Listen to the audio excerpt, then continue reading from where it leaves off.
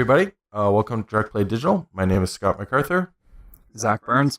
Braden, Texas Caldwell. Square Enix kicked us off Monday morning.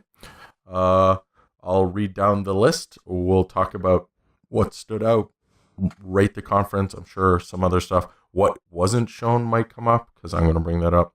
Tomb Raider, Shadow of the Tomb Raider, Storm Blood, the Final Fantasy XIV expansion, Final Fantasy Cross Monster Hunter World DLC, Captain Spirit, Dragon Quest XI, Square Brevius Cross Dragon Quest I wrote down, whatever the Square game is, Babylon's Fall, Nier Automata, Octopath Traveler, Just Cause 4, The Quiet Man, and Kingdom Hearts 3. I'm actually going to start with what wasn't mentioned on that list with where's Final Fantasy VII Remake, which after the press conference was asked about, and went, it's just leaving early concept, was their response. This is, yeah, okay, Zach, just Honestly, I feel what you feel. I just don't care because Square Enix is who we thought they were, right? Like, when they released the Final Fantasy VII trailer, what was it, like 3 years ago? Oh, 3 or yeah. 3 was also the Shenmue thing. Right? Yeah, I mean, yeah. I said back then, I'm like, this is 7 years away at least, and it's not going to be anywhere near what we think it's going to be, because they're going to have to cut corners like it's crunch time at the Circle Factory to get a game that big in a modern engine. So well, that's why it's episodic. Not surprised that they didn't show anything, because I think they bit off more than they could chew by claiming they're going to make a Final Fantasy game like that. The rest of the conference gets a 0 out of 10 for things I want to buy. It gets a 3 out of 10 for entertainment, because it actually ended before I thought it would, and made me go, wow, I'm glad that. I like how you just like cut to it. Like, if you heard last week one, that there would be discussion, that is disgust and disdain from top to bottom. You also just rated it higher than EA's, but no, I didn't give you the total average. Oh yeah, 1.5. Yeah. So it's very disappointing because Square Enix generally, I like a lot of their games. I don't care about Final Fantasy VII Remake. I don't think it's going to be a good game. It's going to suffer from the same issue that every game that gets trapped in development hell does. It's just where it's going to be disjointed and weird. Tomb Raider, I'm okay with that. It's not a new thing. They showed it off at Microsoft. It's a game they've already announced and talked about. It's going to be very similar to the other Tomb Raider games, which are both pretty good.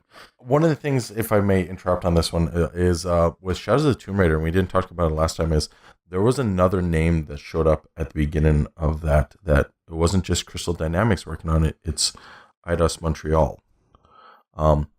Is this the closest we get to the next Deus Ex? Oh, I mean, no. I think it's too early to say that. Like, they've already said they aren't, they haven't killed Deus Ex.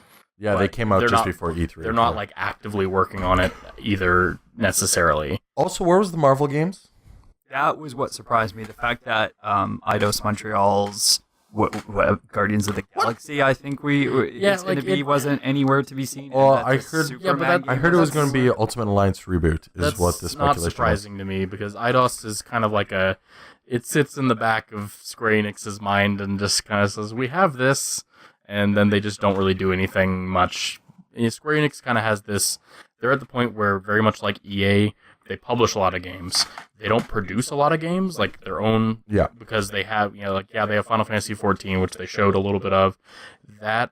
What they showed of Final Fantasy XIV, and I say this as someone who has played and plays the game, the trailer was for a patch that just came out. So that's like a new content patch. The Monster Hunter Cross Final Fantasy XIV thing was completely out of left field. No one saw that coming. I like it because I like both those franchises. No, I heard because they already announced Bahamut would be in Monster Hunter. Yeah, so it is a crossover event in both games. So in Final Fantasy XIV, you have Rathalos, the flagship monster it's like the most popular iconic monster from that game. And then you have in Monster Hunter World, which is the latest one in the series that came out on PlayStation and Xbox last year, coming out on PC later this year, you have the Behemoth as a monster that's fightable, which is honestly more interesting than the one in Final Fantasy, because it's going to be a more interesting fight because the game's more dynamic. Other than that, Nier Automata, it's more of the same stuff they showed before. But on Xbox, yeah. Yeah, like, this was a lot of, we have these things that are either coming out or you already know about them, but we just want to remind you that there's still things. The only thing that I'm really excited about and what they announced is Octopath Traveler. Yeah, that's actually old school RPG. I'm okay with that. The Switch is a good console for something like that. Yeah, I picked up the Final Fantasies on my PSP. Yeah, so. like, it comes out later this year in like a month and a little bit. It's close. Yeah. I think it was literally just, hey, this is about to come out. Don't forget that we announced this thing. At Nintendo. Here's another demo that's coming out for it. Pick the demo up. I haven't downloaded it yet, but I'm sure it's just as good as the first one was, as far as the demo goes. The rest of the stuff in here, it's more of the same. I like mobile games that Square Enix kind of does that with Final Fantasy.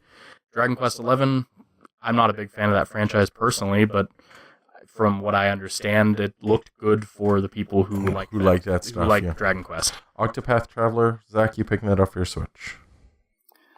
I don't know. It's on my radar. When we did our Switch reveal impressions a year and 3 months ago, I think Forever ago. Yeah. I think we all were pretty high on it. The more I see about it, the more I'm a little bit like, how much back to classic RPGs is it going to go, or how much of a new JRPG where it just doesn't feel the same. Like I can't get into Bravely Default, or what was the name of the Chrono Trigger devs?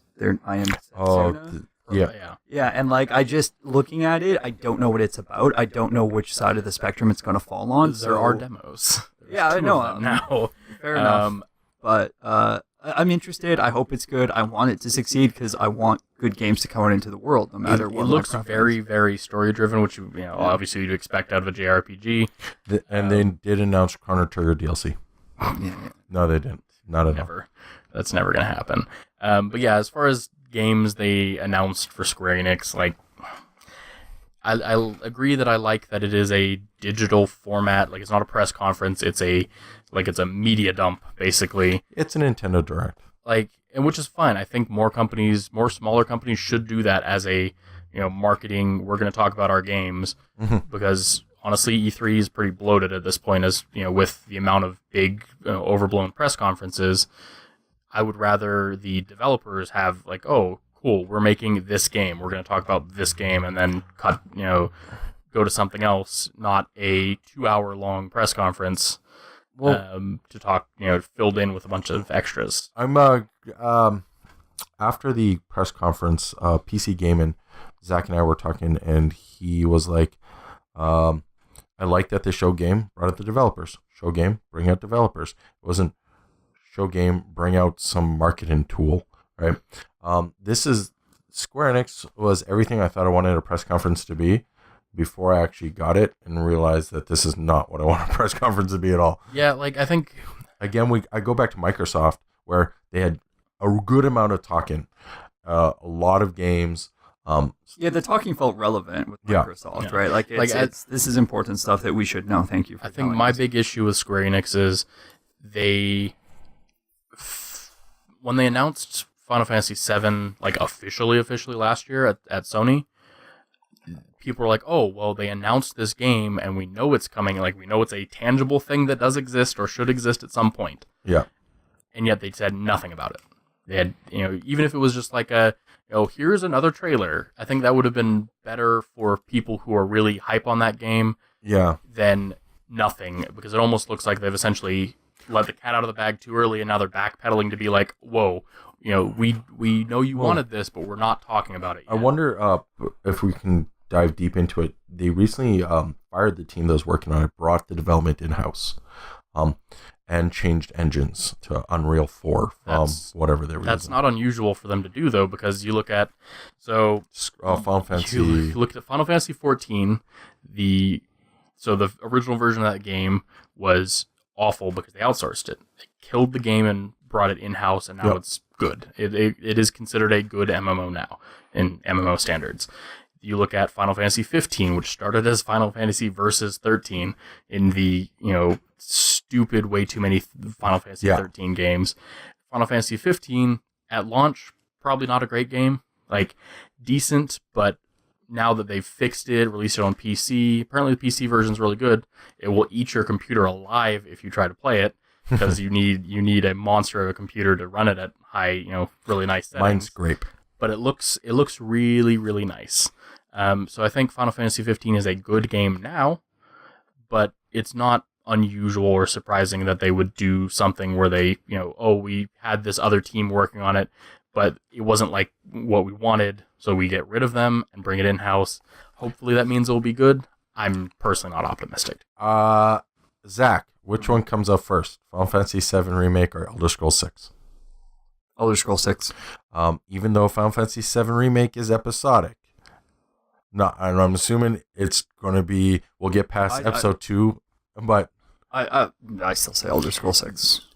I think that Final Fantasy 7 is going to be like one of the great vaporware fires of our time. I can kind of agree with that. One, I don't consider an episodic game to be released until it's completely out. Like, until I can buy it as one piece of content where I get like all of it. Because every other episodic game I've ever played has been that I don't buy them one at a time. I'm waiting to review Half-Life episodes until the third one comes out. I did the same thing with Walking Dead. Resident Evil Revelations 2 was like episodic, so I just waited until they were done with it. And by that time they're on sale, so the developers great, you cut into our profit margin. The only way that I see episodic Final Fantasy VII being okay is if the episodes are literally just where the disc transition was in the original PlayStation 1 version, then that's the end of episode 1. That makes sense, because if you think about it, a multi-disc PlayStation 1 game is technically an episodic game. Yeah. When you move to the next episode, you put it in disc. But it was released. For those who remember VHS, where the like long movies where you had to like now put in VHS 2. Titanic. Yeah. That's oddly what I was thinking about as well, even though like Gladiator was his... First thing that comes to mind from me is Baldur's Gate, when you had like the flip book. Oh yeah, discs. the 6 discs, yeah. Yeah, the original WoW installation on CD, CDs instead of DVDs. One of my first games that came on multiple floppies was 11 floppies for Star Wars Chess, and that game took an afternoon of, not only because floppies installed so slow, but then it'd be like, put in floppy number 2. I was like, oh my god. Switchboard operator. Remember simulator. physical DRM? Yeah. Physical DRM. I had Stratego, and you had this little like wheel thing where you had to line it up. Oh yeah, and you put in like the code. Yeah, that's funny. So I think we got the death knell for episodic games when the only good instance of AAA episodic games that I kind of heard people universally praise as, yes, this was a good use of episodic games, has gone back and said, no, our next game is going to be episodic game, and that was Hitman. Hitman is not going to be. Yeah. I disagree with that. I think that with episodic game, I'm not a fan of that model. I understand, because it saves on development time. You don't have to put in as much work all like up front. Yeah. But I think what has kind of showed the decline of episodic gaming is when they released the second, like the sequel or prequel to Life is Strange, which is probably... That's what I thought was Life is Strange 2, by the way. Apart from the Walking Dead Telltale series, Life is Strange is the most popular episodic game ever released at this point. I disagree. But I wouldn't consider those like... Hold on. As someone who pre-ordered Half-Life Episode 3... I'm not counting I won't pass judgment until my third episode comes out. I'm not counting Half-Life. But like to me, Hitman was kind of that close to AAA experience in an episodic game. Like, no, I don't consider I'd have to agree with Zach on this one. I think I didn't play it. It depends on what you're defining as an episodic game. Like I think the AAA is actually what I don't necessarily think I count. Like, yes, technically Hitman is, they call it episodic. I think that's more like, I'm okay with that development structure, because you're like, oh, okay, this is a new content for this game, and it just happens to be that I now have more of this game to play. Yeah. If it means that the game's less expensive, then that's cool with me. But episodic game, in my mind, is, the Telltale games, the Don't Nod studios with like Life is Strange. That was really, really insanely popular for them. Yeah, I mean, Hitman is not a narrative game, so it does not have an endpoint and then a start point. That's kind of where I'm at with episodic. I'm like, Hitman, it might as well be you've just released more puzzles. Because Hitman, in my opinion, is a puzzle game. Yeah, it's 100%. That's how I told my parents so they let me play when I was young. But and kind of what my point was that even though it's not narrative, the fact that Hitman had a model that was you pay for $10 to $15 chunks, 6 times, whatever. Yeah. The fact that was a model that most people said, if this is the best use of this model, and they still said we're not doing that anymore. That's kind of why I'm saying like when in my opinion the best type of game that should have worked and it didn't work is going back on it. I think that it's to me Hitman had more of an advantage making it episodic, even if we don't define it as an episodic game, than those narrative games did. Because people aren't waiting for resolution to story, and yet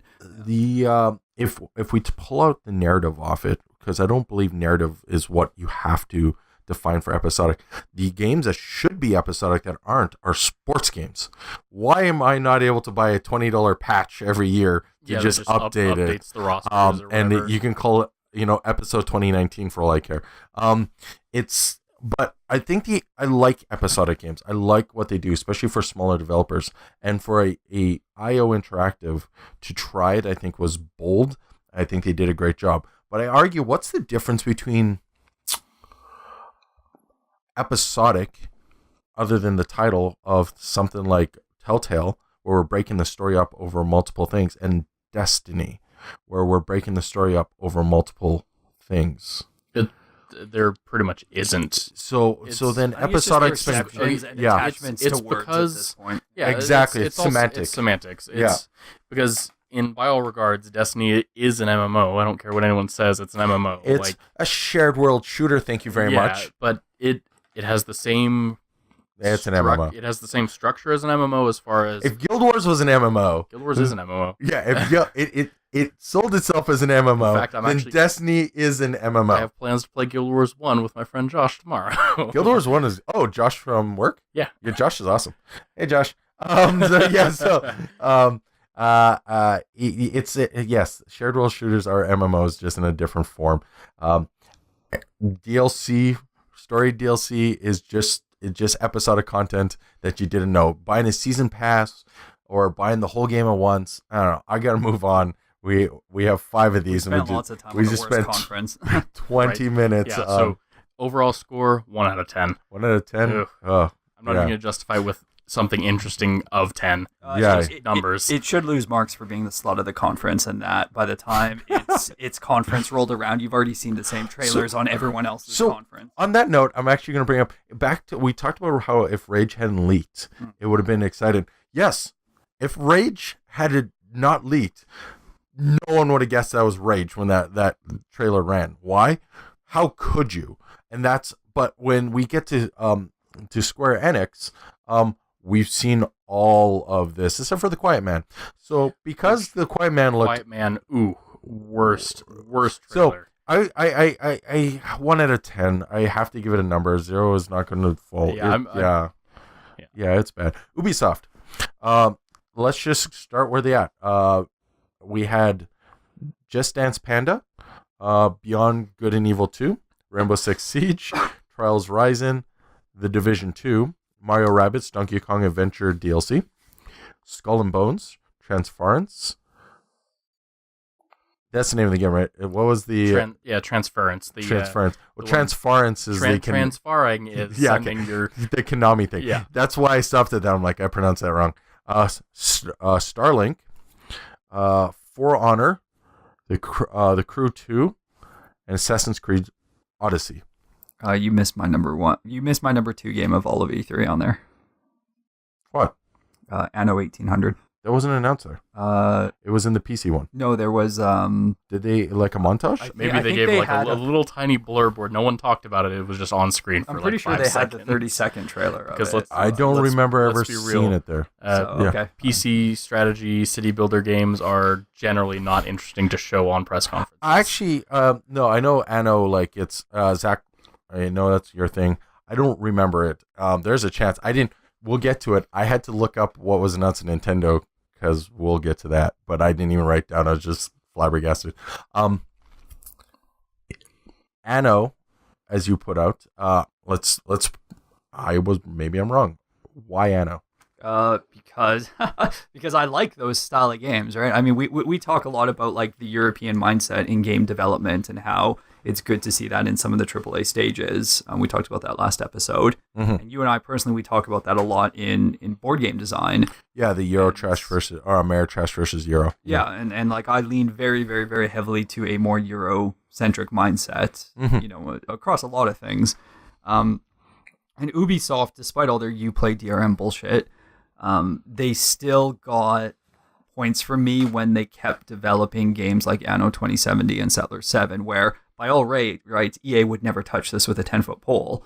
But every Anno game, even when 2250 was quite poor, they still said to an entirely German developer, for a game that sells primarily in Europe, doesn't really sell that well in North America. Yeah. Here's funding. Here's 3 years. Well, you can do it again. It's like EA with the FIFA games, though. It's the same idea. To be fair, there's also that'd be like looking at a company like Paradox, where Paradox basically just makes whatever the hell they want because it's going to sell in that market. Yeah, that's what Anno is. Well, but Ubisoft is not Paradox, right? And like the fact that someone as big as Ubisoft hadn't gone full Square or full EA, where they crush those types of projects because they only want all the money. And as Jim Sterling put best, the big publishers, if they can't get all the money, don't want any of the money. Yeah. So the weird thing is because Ubisoft is French, right? So they are a European publisher. So I think they have a unique look. But yeah, one of the things I want to point out with Ubisoft is they're the only conference that announced a Wii game. Right? Yeah, they announced Just Dance for Wii. Like Wii proper, not even Wii U? Yeah, Wii Prime, the original one. Yeah, Wii Prime. Yeah, like that. All right, fair enough. If I was right and Anno was not announced there, is there anything else on that on this list that you'd? The Donkey Kong DLC for Rabbids. Rabbids is really good. I love me some Donkey Kong. Like my third favorite game of all time is Tropical Freeze. Yes. And I will bring that up often, like Kyle Bossman. You know, there are a few of us that need to spread the word. Spread the word of our leader. But yeah, no, I think Rabbids is a great game. I think Rabbids, it's very interesting when games come out and you think, I want DLC. Like, and a strategy game like Rabbids is that type of thing where there's enough room for content where, I want new characters, I want more levels, I want new enemies. And it's like it might as well, I was surprised by looking at how beefy this DLC is, that it isn't standalone. It's like an 8-hour DLC. Yeah. It's new, almost all new characters. It's almost all new enemies. It's almost all new. It's literally just sharing the Rabbids and the mechanics, which they're introducing new ones as well. Also Grant Kirkhope, the composer for all of the best video game music. A lot of the best video game music. Yeah, I was going to say I have a couple in there that I like. So. There's a large number of games that he has done the music for that has been fantastic. I think the Donkey Kong diehards would have preferred David Wise, but... Yeah, I don't know. I think... David Wise kind of has a cultish... I would love to see what Mick Gordon did with this. So, like, it would just... You're like, is this Donkey Kong Country Cross Doom? So that's fair. But yeah, as far as games that were released, or not released, but shown in this, it's a weird mixed bag of... Like, we know you have these franchises, and we know you like making these games in these franchises every single year, every couple of years. Yeah. But then they showed off some new stuff that looks like they're moving in a direction that I like. I don't usually appreciate this franchise, but Assassin's Creed actually looks surprisingly good. They even came out and said it's RPG. Yeah, like it's... And I didn't play Origins, because I didn't think it looked interesting. Like, I do appreciate that they went in a... this is big conspiracy theory as the like theme of that game. Yeah. As much as the previous ones. I still think Black Flag is probably the best one to date, because ship combat is pretty sweet, which is why they made an entire game of it. Skull and Bones was Ubisoft? Yeah, that looked interesting. Skull and Bones that is pretty much Black Flag's. They took the ship elements of Black Flag and expanded on it, which I totally appreciate. Other than that, like, it looked beefy. Like, it didn't look like 3 guys on a ship that didn't really have much to do other than man at cannon. I think it looked like there's lots of roles. The ships are the characters in that game, I'm sure. It feels like if you looked at your paper doll for your character in like a Diablo, the ship would be in the middle, and then instead of putting swords, you put crew and cannons. See, and it's interesting you say that, because in Pillars of Eternity 2 that came out fairly recently, it is a very pirate-themed RPG. Like, you play pirates. And the ship combat is almost like that, just on a, not that sort of game as far as like the mechanics of crewing your ship. It is almost like the ship is a character of its own as well. If it was an RPG, these attributes would be like speed, hull, distance for your cannon, stuff like that, like sailing. I found it really interesting that it was described as the only game where your ship has an ultimate attack. Where you can like ram people? Like they said, the different ships have like special attacks they do. But yeah, as far as games that I really am looking forward to, apart from those, like what has been mentioned, Division 2 is pretty much the only thing that's really, like, I want to see more of it. I don't know how... I love The Division. I don't know how I feel about it, because I really hope it distinguishes itself more from the first game, instead of being almost like... That's weird. I think the opposite. I liked the bleakness of New York. I liked the survivorness of it. I almost wish they would have picked somewhere other than Washington, D.C. I don't want the summer. This is when we talked about Forza Horizon seasons. This is one where I think the seasons are going to hurt. It makes sense thematically and story driven that it takes place 6 months afterwards. That means summer. But there was there's this bleak, when you look at like all the like great Russian nihilistic novels, it's always snow, because there's the environment is isolation. Metro, imagine Metro switching from a snow to 1 is in the winter. Like, if Metro Exodus wasn't in the snow. Well, it's not all of it is, but they've already shown gameplay of that isn't. But yeah, there's this isolation, cold, bleakness. Also, I'm curious if they play up, because it's a virus. Maybe it does better in the heat. I get what you're saying. It's like taking Far Cry from like the jungle to South Africa, right? But I don't know if you're being facetious or not. No, seriously, like Far Cry 2 was the thing that I don't like about it is I don't like the setting being Washington, D.C., because I think that's going to force the game to try to be political. Well, a lot of people said it's political and not being political. And this is, I think that might have been Polygon as well. But they pretty much said there's no comments on the current political climate. But they're like, but that's the comment in itself. Yeah, like that's the problem. Is you get things like that where it's essentially politics are shoehorned onto the game because of the setting. And like if you put that in, like they could have done LA, they could have done, Chicago, Detroit, like Florida, yeah. Texas, maybe. Houston's a big city. Yeah, and they have their own unique power grid. Houston is probably closer to New York than Washington, D.C. is. You heard it here first, folks. I'm not closer in the way the city is, and maybe distance. We'll find out if Google's wrong. Texas is volunteering to walk both of them and come back and tell us how long it took in days. Give me one of those sweet Google cars. Yeah. Let me drive the distance. I'll play a little bit of Arrested Development. Another thing that Ubisoft announced that only they announced was another a Toys as Game service thingy with StarLink and Star Fox DLC on top of that. But so No Man's Sky 2 with toys. I don't... StarLink as a concept is problematic for me. Okay. And I have the same issue with Skylanders, their other previous gigantic cash franchise.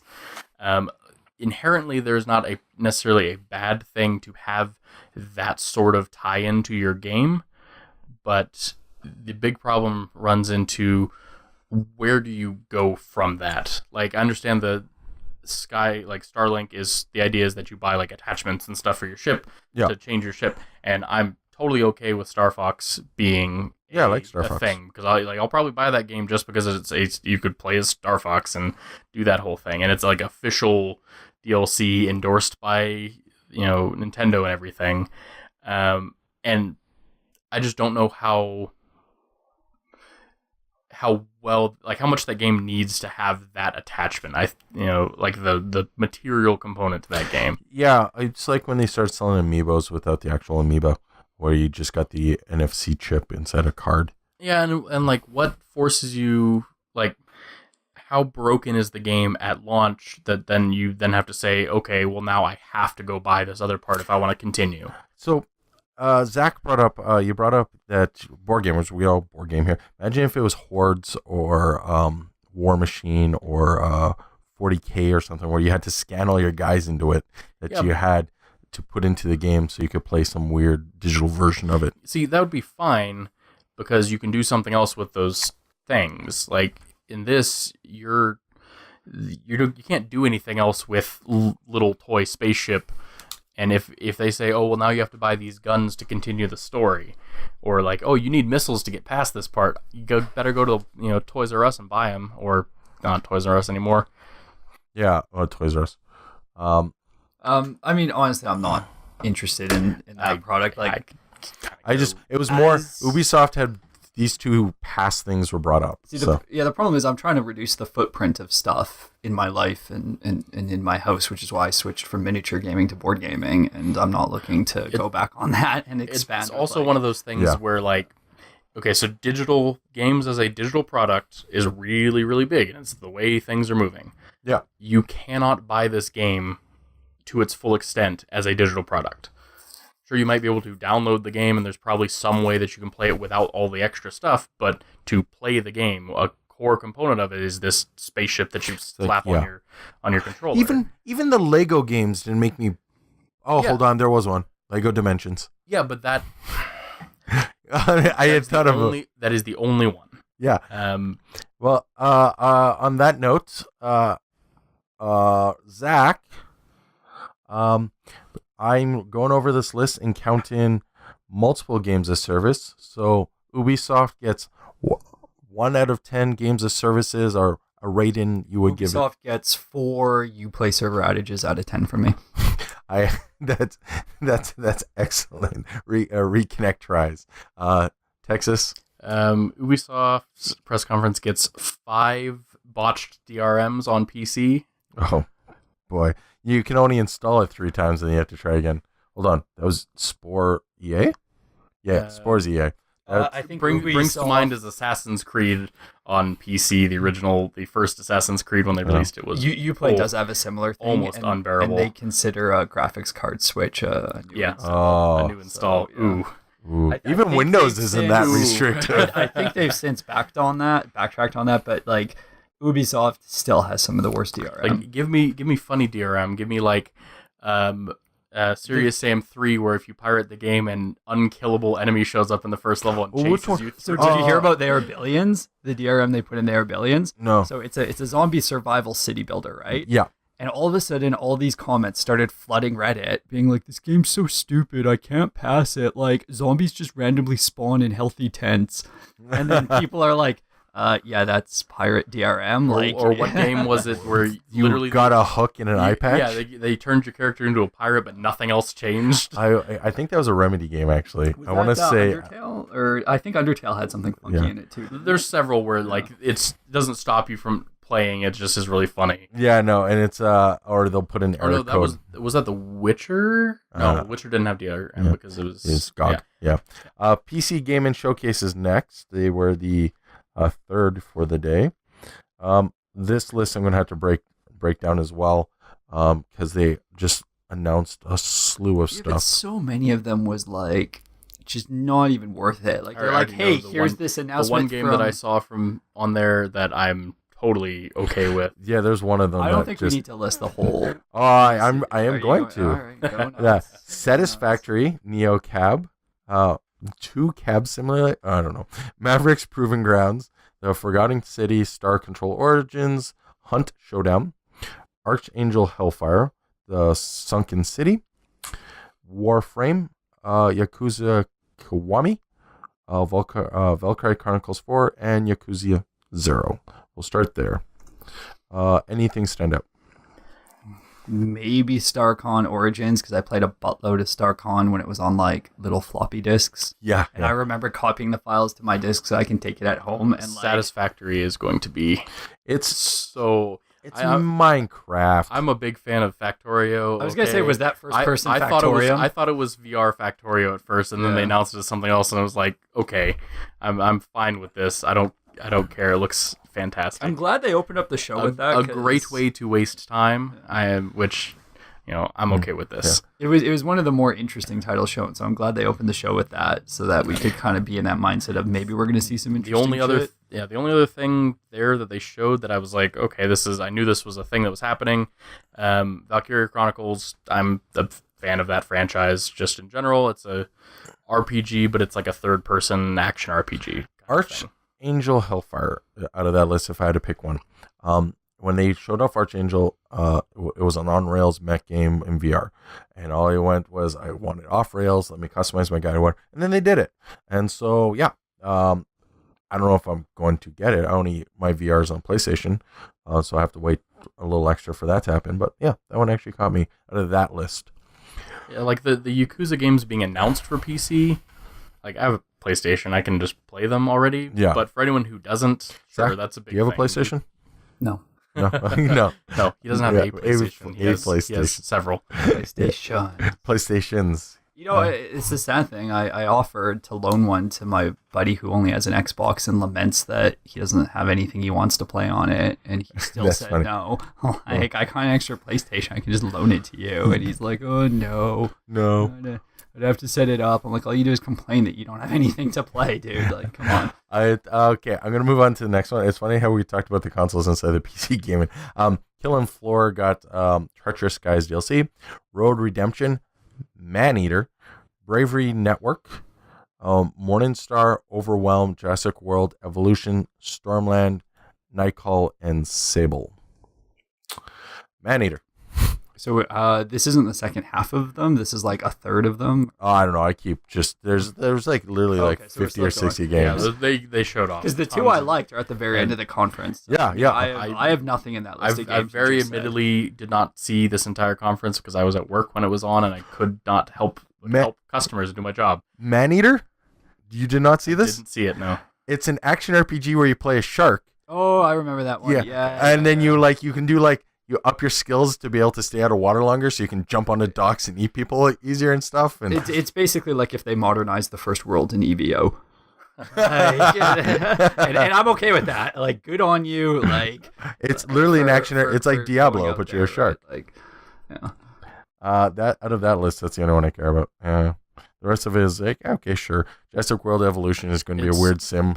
It's already out. It looks Park bad. Builder. It looks really it's bad. buggy and is it? Okay. Yeah. There's no choices. Everybody's parks look the same. Like people need to understand that in the sim genre, the difference is that my park should look different from your park. Well, if there's freedom of choice, and then you just put dinosaurs next to it. What I wanted it to be is like SimCity 2000, and then instead of dropping like a alien on my city, it was Tyrannosaurus It's Rex. decidedly not that. It's so linear and deterministic in how you progress. Like, it's just a waste of time. Zach, I'm gonna get your help. I'm gonna move on then. That was a list of meh. Yeah. Star Citizen, Genesis Alpha 1, Don't Starve DLC. Yep, DLC in December. I thought new expansion-ish thing. Yeah, it looks beefy. Just Cause 4, Walking Dead Overkill, Walking Dead The Final Season, Noida, 2 Point Hospital, and a Realm Royale. Thoughts? Was that the end of it, or is there? No, there's still more. Okay. Of course. And the next one is where Anno 1880 is, That's by what the I'm way. checking.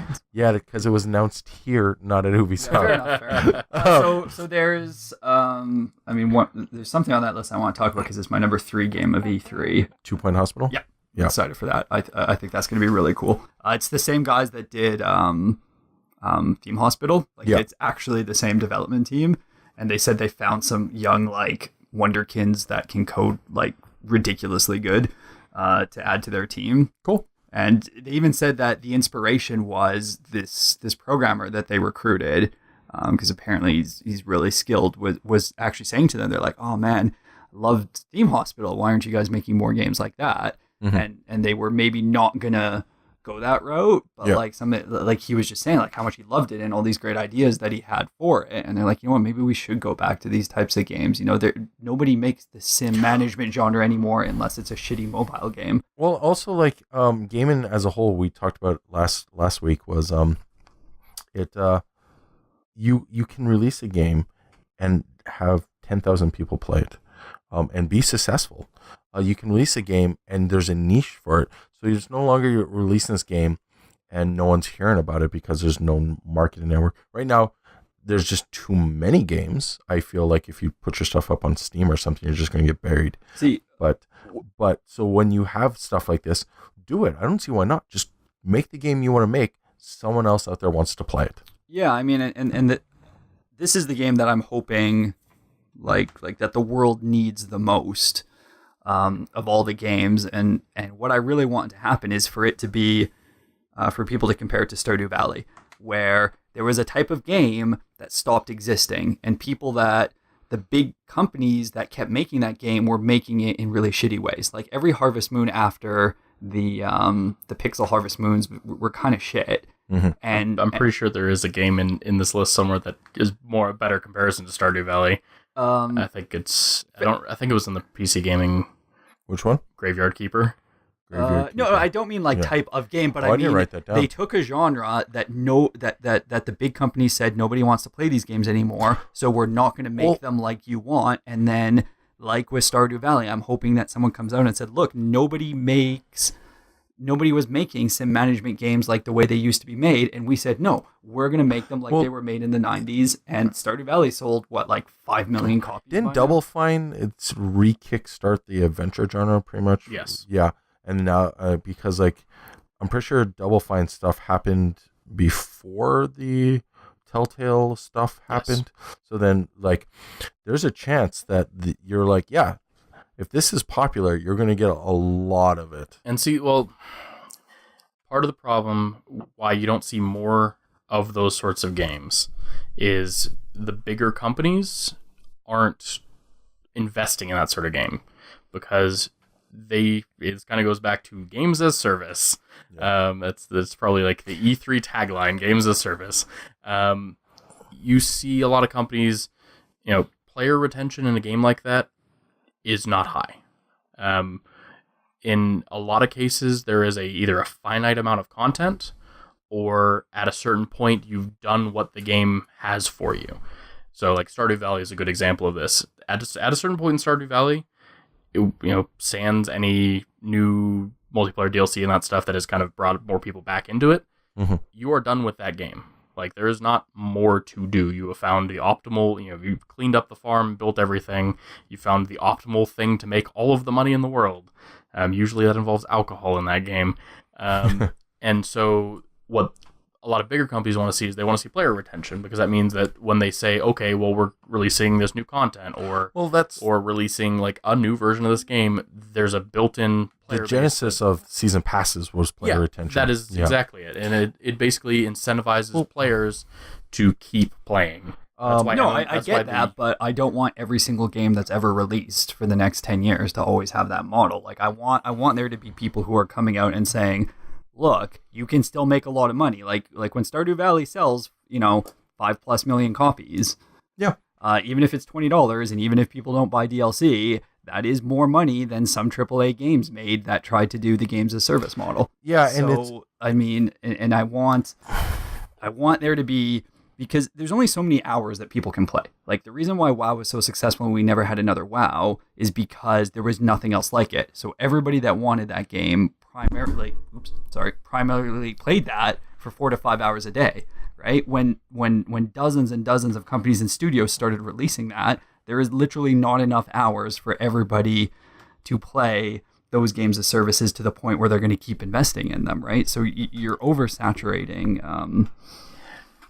I kind of disagree with that, and the idea, like I understand where you're coming from with the, I want the sim management thing to be popular.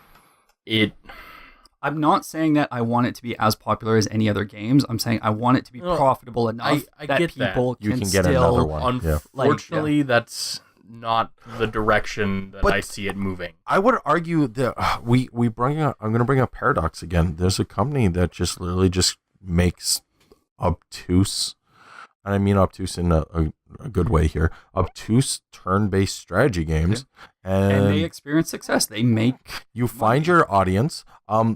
Telltale's a great example it where goes back to you're not going to be. I suppose as a company, it depends on how you're defining your success. Yeah, because in the public view, Paradox is either a company they don't know about because they don't play those games, or even if they do know about it, they don't know enough to say this is a successful company.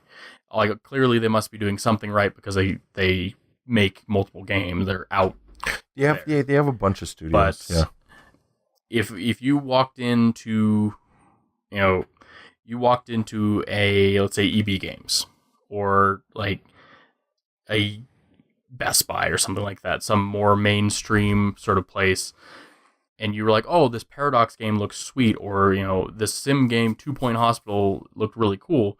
It's not right this second because it was just talked about in a very, very public setting.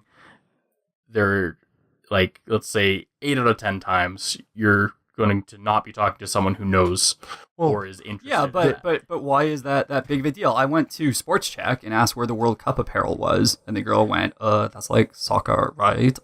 And like, and yet 1 billion people are going to watch one thing in this world. Also, right? the first thing that came to mind as well is like, the last time I was in an EB, it was a physical collector shop, and more than once have I been asked, hey, where's your PC section? And they kind of scoff and go, have you heard of Steam?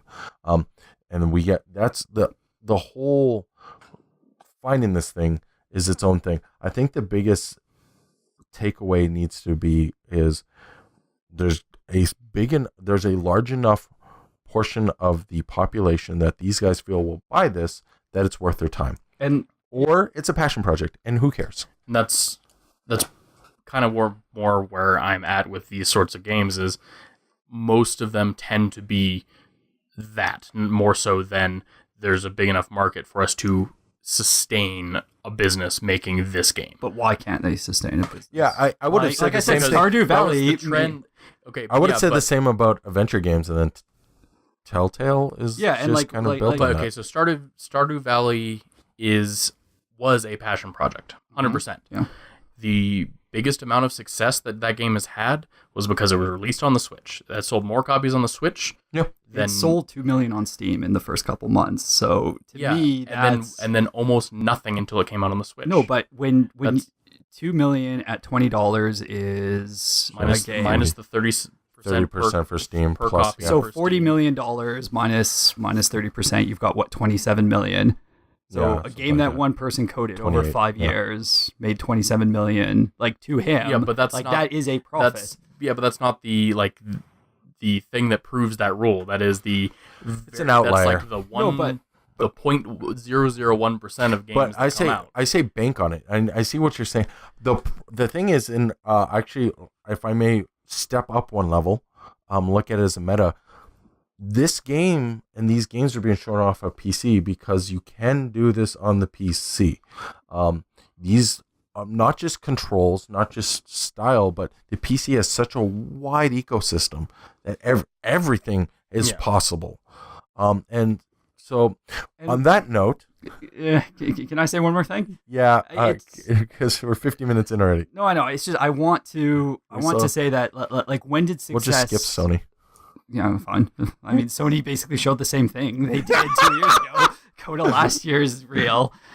No, but like it goes back to I don't like the mentality that unless you can make all the money, don't bother making any monies. Like, there is value in taking a studio and saying, I put $1 million into you. You made a product that made $10 million. Why is that not a sustainable model? The reason the PC Showcase exists is because of things like that. Like, because of games that a big company isn't going to show. Not saying they're not worth showing, it's that in the general mindset, the majority of the games that show up on the PC gaming showcase are indie games. They're, titles that people wouldn't expect to still be made. They're, things that, oh, that's cool because I didn't know this was a thing. Like 90% of those games are either already out and they're using this as a marketing platform. Oh, hey, we have this game that came out. It's not, check it out because it's available now and everything. Or, hey, this game's coming out and we think it's really cool, so we're going to try to show it off. So I would almost prefer that they don't just call it the PC gaming showcase. I would almost prefer they evolved it into like the indie gaming showcase or something like that. Yeah, I think, the first one was the whole idea that PC should have one. There's 4 more games on my list. Oubliettes, Anno 1880, Hitman 2, and Rapture Rejects. Any of these, we already know, Zach, 1880 is on your list. It's 1800. Oh, is it 1800? I have 1880 written down. That's my bad. Their little quirk is that the digits always add up to 9. So I did not know that. 1404, you got 2070, you got 2250. They always make sure the years add up. That is so. Anyway, it's just like little. So yeah, that's really cool. Actually, Oubliettes is Animal Crossing for PC. Done by the Double Fine guys, basically. Yeah. That's out of those. Rapture Rejects. Yeah. Rapture Rejects. It might be the first Battle Royale game I actually play. The trailer was hilarious. The concept looks like Postal 1. And I don't know. I'm cool with it. It's interesting that like Hitman is in that section because I understand that Hitman is popular. I put in this section because that's the order in which they were announced. Yeah, but it's interesting that it didn't get more coverage elsewhere.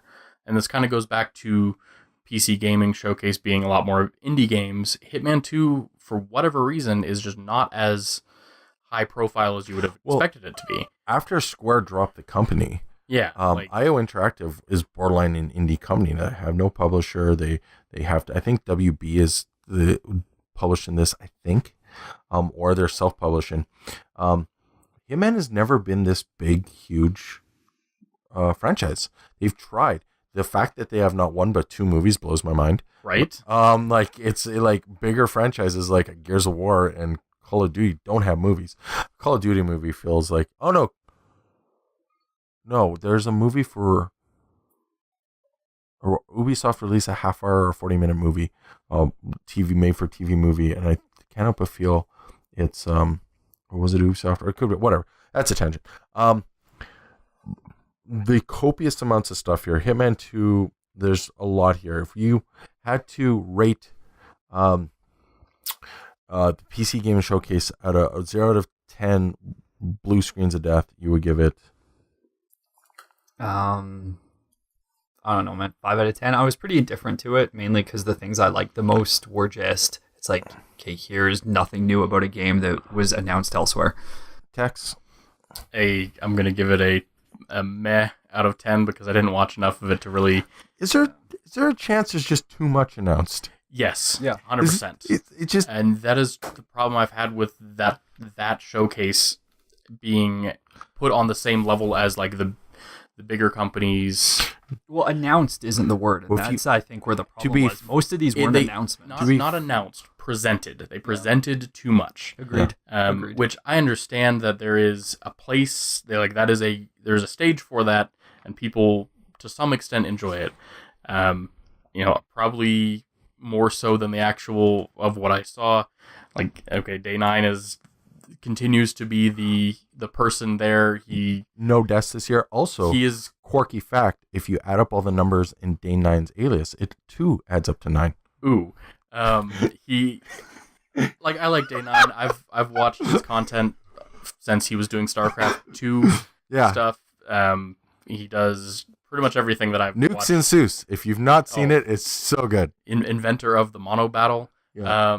He has a show like on Geek and Sundry where he does magic, and that's so good. When he walked out with that, like the cards, and it was a stack. It was like 300 cards in his hand. All I could think was like, your fingers are gonna get like not enjoy this. One thing that bugged me about this year's E3 and that I feel like they should have shifted that more to much better floor or main day demos. Yeah. Like just saying, like having a 5-minute montage where 10 games are shown for 30 seconds. And if you want more, like have the name and big things on the Tuesday, Wednesday, Thursday, we're going to do a much better demo. And this go kind of, see it there. So on the official Twitch coverage, not like the ones that are not affiliated, like the ones that Twitch got whatever content creators they wanted to actually present games and talk to the developers, they did in kind of the in-between sections between the press conference, they did 15-minute spots on a lot of games, just back to back to back to back, and I think that would have been a better use. Don't put the PC Gaming Showcase as high profile as the press conferences. I still think that Square Enix shouldn't be. They won't be here high next profile. year. No, they choose though. You gotta remember, none of this is E3. Could argue E3 doesn't start till I could Tuesday. still make the argument that Bethesda probably doesn't need to have a press conference. Yeah, this year I think they did. This year, Bethesda needs one more than Square Enix. Oh, 100%. I would agree with that. But in general, I don't know that is a necessary. I think the whole notion of still having press conferences kind of played out, but might I note you didn't say this about Devolver Digital. That's because that's not a conference. That was an entertainment show. They are non-conferences, and they are fantastic. Yeah, it's amazing. It really is. I'm gonna move on to Sony, or we're gonna be here all night mostly. The list: Last of Us 2, Call of Duty Black Ops 4. I have Black Oops 4. Ghost of Tsushima Control. Resident Evil 2, Trevor Saves the Universe, Kingdom Hearts 3, Death Stranding, Neo 2, Spider-Man, and Transference. I'm pronouncing it way wrong. It's that VR game they announced after it. I can't remember. Okay, yeah, I know what you're talking about now. Yeah, Transference. It's like French or something. Yeah. Zach, favorite game out of this? Trevor Saves the Universe. Go. Are you trying to tell me that my favorite game should be Trevor Saves? No, I'm just, that came out of nowhere. I was like, so weird. I mean, Sony had a bad conference as far as entertainment goes. They made a really stupid decision to have at one location the Last of Us reveal, and I thought it was actually really cool when you see the location that they're in, and then you see the screen, and it's actually the same thing. So it transitioned right into it. Yeah. But then they did the dumbest effing thing you could imagine, and actually moved people out of that location to another hall. That's why there was that 15-minute intermission, because they were actually taking all the press. When they said there were going to be 4 main games, I thought they were going to move them every time. I was like, no. I definitely, at least one point in time while they were doing this, totally thought there was only 4 games, because they said, "Oh yeah, we're not making announcements. We're just showing off these 4 big games." Yeah, and I was like, "Okay, what the hell?" Sony. I definitely said fuck Sony near the beginning of this conference. I kind of abated that feeling later when they got to the actual conference, and they had the same structure as the Bethesda conference, in that they had a really good opening game, then they had a really stupid 20 minutes. And then they finished off with a nice 45 minutes of entertainment. Yeah, it's weird because, like, the conference minus the PC Gaming Showcase that had the most games was Microsoft. Most game announcements, most exclusive. World premiere exclusive. It's funny, we're watching that one, and exclusively on Google Ice Cream Sandwich font. Yeah, it said like world premiere exclusive on the screen, and the guy would be exclusive. I'm like, I think you're forgetting 2 words. Well, he'd say it differently. Sometimes he'd be like world premiere exclusive, and then or he'd say it all together, and you're like, is that different? Don't get me wrong, the games being shown at Sony, I liked a lot of it. The weird note I took, actually, and the only note I have, is the PlayStation version of Kingdom Hearts 3 comes with the remakes of all of them. So I think that what that is that special edition. Yeah. And that kind of ticks me off, because I do have those 3 parts separately, and now I'm pretty sure that's going to be released as you can buy all 3 of these things together, which traditionally has not been the case. Well, because Disney doesn't let them release digital versions of those. You're going to let them out the vault? Yeah. That pissed me off particularly because I stood in line with my best friend for 50 minutes at EB Games so he could buy Kingdom Hearts 2.85. And then after, we looked at the flyer and I went, dude, this is MSRP. It wasn't on sale. That's funny. Yeah, like it's... Oh my. Okay, so I just want to throw that out there. I didn't actually realize. I mean, I will say that it. Sony, 3 of my top games of the show were at the Sony exclusive, but they were at the Sony show, but they were all games that we've known about for a while. It really depresses me that my game of the show is a game that got announced 2 years ago and is coming out in a couple months. Spider-Man? Spider-Man, yeah. Yeah, Spider-Man was the game where I saw the gameplay and I wanted the game the most. So Spider-Man Arkham Asylum? With the Sony press conference, I really like The Last of Us. I don't give 2 shits about that trailer. No, though. I thought the trailer was really good, actually. No, I agree that it is a good trailer. I just don't care about it because I don't want to see, what you need to see this part of the game, this little encapsulated. Like, I think it looks good. The gameplay looks fluid and, visceral, I think is probably a decent word to describe it. No, it looked gruesome, which is the, like, and I mean that in, like... Which is the point. They've on record have come out and said, we want the violence in this game to not be something that you want to do. Like, yeah, they said that about Manhunt too. I'm a bit worried in that. So, Last of Us 1 was great because the gore was congruent to what you expect. They didn't work backwards. They created characters, they created a world, and when a situation came up, they legitimately stopped and said, okay, what would actually happen in this situation? No matter how gory, we need to do what would happen in this situation. Yeah. Everything I've seen about The Last of Us 2 makes me worried. I'm not saying it is. I'm still hoping I'm wrong, but it makes me worried that they're working backwards, that they're trying to come up with really gory things, and then they're trying to contextualize it. And I think like that's a Saw movie? Yeah, and I think that's really going to hurt the feel of the game if that's what they're doing. I'm apprehensive about the notion that will this be like the lightning strike that the first one was? Because the first game kind of just came out of nowhere. Like, yes, this is from a big first-party developer. Well-known studio. It was from their B team, though. It was the first game on their B team. Before that game came out, no one expected it to be as insanely popular as it was. It's odd because I look at it the same way I looked at Uncharted. I remember seeing it when the PlayStation 3 was launching and being like, I have no clue what the hell this is. I don't know. And then it became this big thing, right? Yeah. And so now here we have, arguably at the end, I'd actually say this is pretty much a PS4 launch title. Last of Us 2 HD, right? is the highest profile game that they showed. And I know Spider-Man's... Death Stranding? Death Stranding didn't look that good. No, but... We'll get to that. No, I think but Kojima's got niche fans. But Last of Us 2 is a bigger... more people know about Kojima it. has zealots. But Last of Us 2 is easily... Sony has this trend where they... It's funny because you're saying this Kingdom Hearts, Spider-Man, Resident Evil 2 remake. Ghost of Tsushima. Yeah, Sony has this trend where they Call of Duty. They're very aware of what they have in a property for these conferences. And now that they have their own event that they host that's not tied to... not PSX. They tend to be a little more tight with what they show. Mm-hmm. But they're fully aware that people wanted to see Last of Us 2 more than anything else that they had. And that's saying, even with Resident Evil 2 Remake, that tons of people have been wanting forever. People lose their minds over Last of Us, which is why they started with it. I agree that I was kind of cool when the trailer, they're like, oh, this, they're in a barn, and then it's the trailer, and it's at this party. That was kind of cool. That was interesting set dressing. I don't know why they had Banjo Man come out and play on the stage.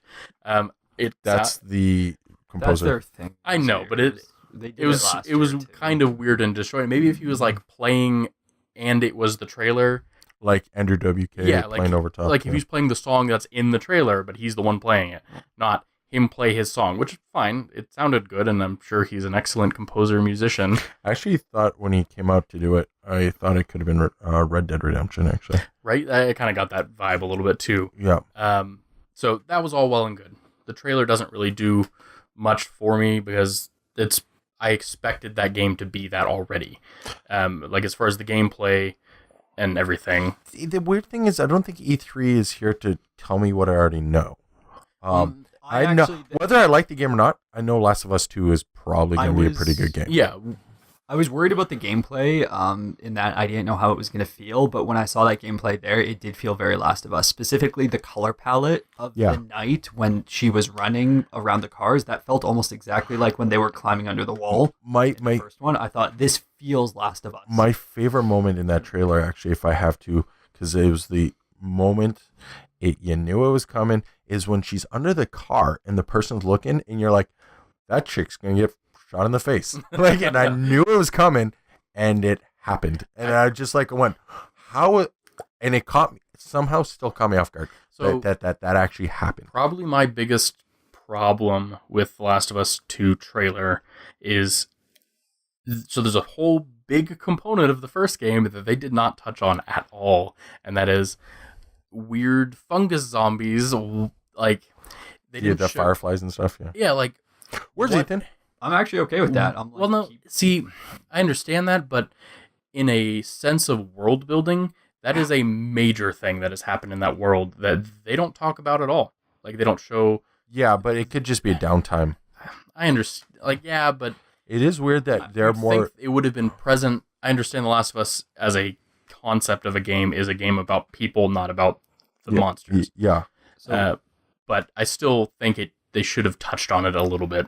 I will say this though, there was huge criticism of the Last of Us 1 trailer demo, and they released for the press the scene after the test incident where they're in the forest and everything's beautiful and they're going in the record shops. Spoiler alert.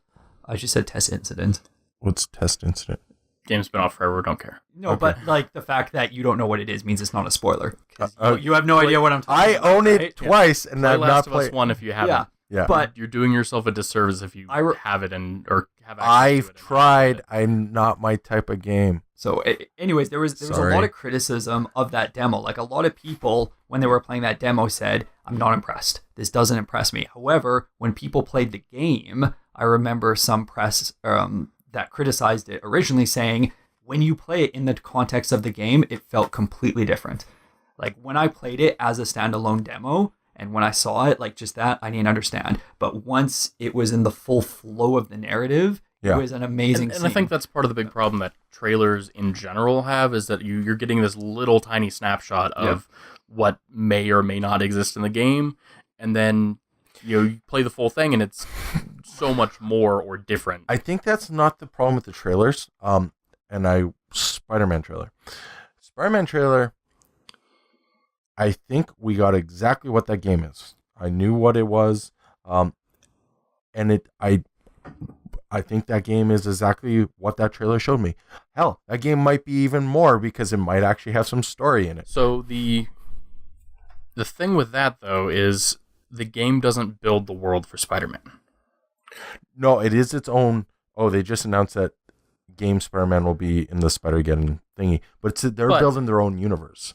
Like if you walk up to someone on the street and someone just random stranger and you ask them a question or show them a picture of Spider-Man, I almost certainly most people would be able to say, oh, that's Spider-Man, or have some idea in their mind of what Spider-Man is or how it works, whether it's from the movies or comic books. So that is a huge advantage that they have in something like that. Whereas Last of Us, before like the first one came out, you have no idea what that game is about. It's some weird dystopian, something happened. Yeah. And Last of Us 2, you now have the first one to go off of. And that's why I'm kind of a little disappointed, because there is like on the concept of, this is the big thing with the first one is it builds the world and says, this is how the world is. And your story's there and it's the main thing, but you're not, you're interacting as if you were in that world, and you're not the main focus of that world. You're just the main focus of this story. Yeah. It's there's a lot there. It's funny because so I look at I'm gonna briefly touch on Death Stranding. We have a little bit of time for Nintendo, which is all Nintendo gave us anyway. Gave us a Smash Yeah. That's all. Yeah. Death Stranding, we saw gameplay, and I still throw my hands in the air. I have no clue what this game is. A lot of people were disappointed with that. A lot of people were calling it Hideo Kojima Walking Simulator. Walking Simulator 2019. Yeah. Well, I'm not opposed if that's oddly. Maybe that's what he's been wanting to make, and Konami went, no, like, make me a Metal Gear Solid. I'll wait till it releases. I haven't seen anything that makes me want to buy it yet, but I'm hopeful for it. I want it to be good. I would be very surprised if the game in practice is that. No, there's something more there. Yeah. Because Kojima is, if there's, like, he does it intentionally. He purposely tries to make things as cryptic as possible. He's the David Lynch of video games. I gotcha. There was some insider talk and chatter before E3 when people were saying this is unlike any game. Like you can't define what it is. Like, it is something special, and it's not like anything I argue that every game is like every game. Mechanics, gameplay. There's a reason why we call them games. This game can't be so far out. This story can be cool, but this game can't be so far out that Walking Simulator can't describe it. Metal Gear clone, Doom clone. It's got to be something. It's got to be close to something. How they string these mechanics together story-wise, yeah, I have no clue. I'm skeptical. I mean, I'm still hopeful, but no, I agree. I don't think he'll pull off something revolutionary, but I still hope that there's that chance that he might. We don't know enough about it. Yeah. We've seen about 40 minutes and nothing. Yeah, exactly. Like, I kind of felt the same way when he was showing off any of the not the Resident Evil, Metal Gear Solid 5 stuff. All the Phantom Pain stuff, yeah, especially. Like, how is this Metal Gear game a thing? And it was okay, but I think more of that has to do with all the other stuff that happened. Zach?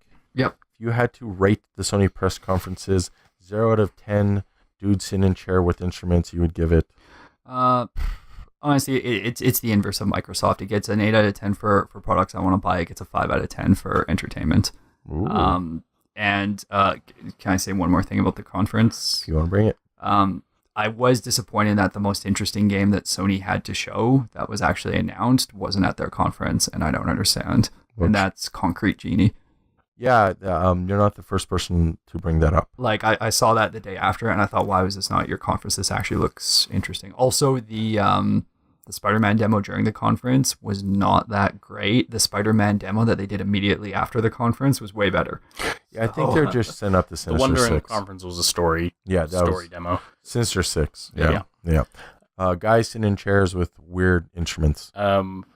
So I think Sony, I would probably give them a 6 white guys playing Japanese jazz flutes out of 10. Yeah. Though I will preface this with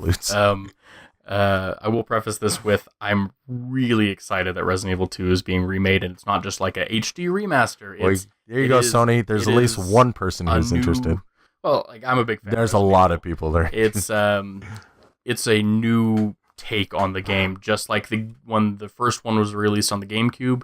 They added stuff to it and changed enough to make it feel new again. I tuned into Easy Allies to see if Huber was crying for that. Close, but not quite. I will say this. We did talk a lot in depth about really big games, and we didn't even have time to get to Ghost of Tsushima. No, I think that game, there's a couple games on this list, I think. Like, there were good games there. If Akira Kurosawa could make a video game, it would be that. Oh, and I like that during the demo that she turns on him. I was just like, whoa. You can't have a samurai game without samurai duels, man. Yeah, but I was not expecting. I thought the Mongols would have been the most problem, important part of that scene is the leaves. No, beautiful. The game is 10 out of 10 for world building and artistic direction. It is the most excited of any game I've seen in a while Sucker for Punch. artistic direction. I know they make beautiful games. They make stuff all over the place. I was not expecting that. I really wasn't good on them. I think this could be this year's Horizon, where it's a studio you're not expecting to make something that is way above bar. Yeah. House of Mario gave us Xenoblade Chronicles 2 DLC, Fire Emblem 3 Houses, Fortnite for Switch, Super Mario Party, and Smash Bros. Ultimate. They're short, to the point. It was 20. What else is there? What's the name of the game? It's the one where you're like the mech one. Oh yeah, totally forgot the mech game. Oh no, that was. Oh yeah, I don't know. It's on the Switch. Yeah, I have no clue. So it looks like Armored Core. Yeah. I actually, Justin, I came out as like, it's cool, but it doesn't feel like Nintendo. Well, it's a third party. But is that a good thing though? Does Nintendo as a platform holder need to start releasing stuff that doesn't feel like Nintendo? I think they've already started that, and Fortnite is one of those games that Fortnite looks like Nintendo. It looks like Nintendo. It doesn't feel like Nintendo. If Nintendo released PUBG, now you got my attention. Not because I think one's better than the other, but because PUBG does not look like a Nintendo game. So, Nintendo released Doom. No. Bethesda released Doom. And to be fair, Doom, like Diablo 3, looks more cartoony than the prior versions. Yeah. I think with what Nintendo showed off, obviously the big thing is actually announcing and talking about Smash Bros. That's the big thing that everyone wanted. They teased it before. And they talked a lot about it. Which is, I think is fine, because that's what people wanted. Metroid Prime 4. Okay, that's another thing that people wanted that wasn't there. But the biggest, like, immediate thing for them was Smash Bros. Needs to be announced, because they to some extent, Smash Bros. On the Wii U was good, but the Wii U is not a good platform for it. Yeah, no, it was. So they needed something like this. They had really big announcements for that, as far as like all the characters ever are in this game. Ridley being announced was a fan thing that it's kind of cool. It's another enemy like a Bowser. Well, yeah, like people have been asking for Ridley as a character. I keep seeing memes about Waluigi not being in Smash, because that's the other one that people really wanted. Well, yeah, the one that came up was like where he like RSVP to the Smash tournament, and then he just pictures himself getting the crap beat out of him. He's like, "No, I'm good." Other thing you didn't mention was they did talk a little bit about the Pokemon. Pokemon Let's Go, I think it's not the Eevee and Pikachu ones, yeah. It's a side game for Pokemon. It's essentially we know you want a main series Pokemon game on the Switch, but we're going to tide you over with this until we release it. Yeah, I don't know. Zach? No, I you own a Switch? We all own Switches here, actually. And would I like to have seen more? I mean, they did show some Nindies, but I would have liked to have seen more original ones. Like we basically saw some stuff that we were waiting for a while, right? Like people have been waiting for Hollow Knight on Switch for a long time. Oh yeah, because that was in the montage. Yeah. I would have liked to have seen more like first party Nindies, if that makes sense. Like, hey, we're supporting a bunch of smaller studios. Project Steam. We'll see. Like stuff like that. The Switch has become the king of the indie console games, because it basically takes games that sell moderately well or on the PC are past their lifespan on the PC and makes them explode. You see this with Stardew Valley was popular on this. A game I picked up fairly recently, the Shantae. The Forward. Yeah, that game was decently like kind of a cult following sort of game, and now it is insanely popular. Is it Hat in Time on Switch? Not yet, but I'm pretty sure they have said that it is going to. That just makes sense. So it is kind of weird that they didn't announce more along those lines, though they did with that montage. They did show some. I think DLC stuff for the for Xenoblade Chronicles 2 is kind of whatever. I don't think they needed to announce that at E3. I don't like DLC announcements at E3 generally, just because they're not, it's not new per se. Well, that's the E3 hype thing. Yeah, they're got a platform, just announce it. They're piggybacking it on to other stuff. Main series Fire Emblem game, I think looks really good. Yeah. But that kind of leads back to, as I have said before, I'm a big mark for strategy games. I like that it's more like an army instead of just kind of characters on the map. Yeah. Yeah, I mean, the reason why I wanted more like in-house stuff going forward was I feel like there's going to be a point where we get through that backlog of all the big indies that were on Steam, and then it's going to be like, okay, what next? Is there a chance we didn't get a lot of announcements because the first year of Switch was really just Wii U ports? The first year of Switch wasn't. No. These are Wii U games. There's a lot of games that would have released on the Wii U had it done better. So they push. You mean like not actual ports, but the next big development ports with Eric. Two games coming up for the Switch that I care about, and one of them was announced at Square Enix, and that's Octopath Traveler. The other one is Monster Hunter Generations Double Cross or X or whatever they're calling it. Who knows? Which it comes out in August, and I'm super hyped on that. Yeah, but like, why they showed us even less Metroid Prime 4 last year than we saw of Elder Scrolls 6 this year. Yeah, it's weird, man. I think for like out of all the companies, I think besides Final Fantasy VII with Square Enix, Nintendo had more things they left on the plate. They could have done something with, and they just didn't do anything. Like, you know, Metroid Prime, you have a lot of the Atlas stuff that they showed off last year. Like No More Heroes was showed off last year. They showed a lot more clips of things that are coming last year with the announcement, because obviously you want to get people hyped for your new console. Yeah. And then this year was a lot more focused. They know people wanted, Smash is probably their most popular franchise in a vacuum. Yeah. Like you've already gave us Zelda. You already gave us Mario. Exactly. So. You had a big Mario game, a big Zelda game. They re-released Donkey Kong. They re-released Tropical Freeze, and that's just as good as it was on the Wii U with extra stuff thrown in. Yeah. Unless they do like another big Donkey Kong like adventure game, like a Donkey Kong 64 kind of game, which I doubt they would do because they don't have Rare anymore. No, but you do with someone else. You give it to Retro. Where's Retro's game? Yeah, right. Well, that's what I was going to say, was that I think the biggest sign is that Retro has now been working on whatever they're working on for 4.5 years, and the name hasn't even been announced. Yeah. Which means it might be 6 years until it's released, and once you get into that territory, you got to question if it's development hell. Either that, or they drop a bomb somewhere and be like, this game comes out in like a month and a half, and we just didn't say anything. Yeah, and hopefully, I'm hoping For Nintendo's kind of doing a Sony thing where they're like, look, we're going to make our biggest announcements on our stage. Well, because we can control it, and they do direct plays every quarter. Yes, at least once every 3 months or so. So they have a Nintendo Direct. Yeah. And so that is kind of why they didn't have more here, I imagine. That's what I was going to ask. They're going to do like a quarter 3 kind of, maybe like end of August, October kind of thing, where like they're going to just say, hey, we have this stuff coming out. It's going to be out before Christmas. Buy the Switch, play these games. Yeah. Zach, if you had to rate Nintendo, 0 out of 10 franchises they didn't even acknowledge existed. Honestly, I abstain from this rating. Like it was just a Smash commercial to me. Like a couple other than the Mario Party 8, which still I'm like, you didn't show me enough for me to think, why is this different from Mario Party 7? Other than the fact that it's on a console people have. I just it wasn't for me. It's not my thing. It was too short. It was too focused on something I didn't care about. Just ambivalence is all I have towards it. Texas, same question.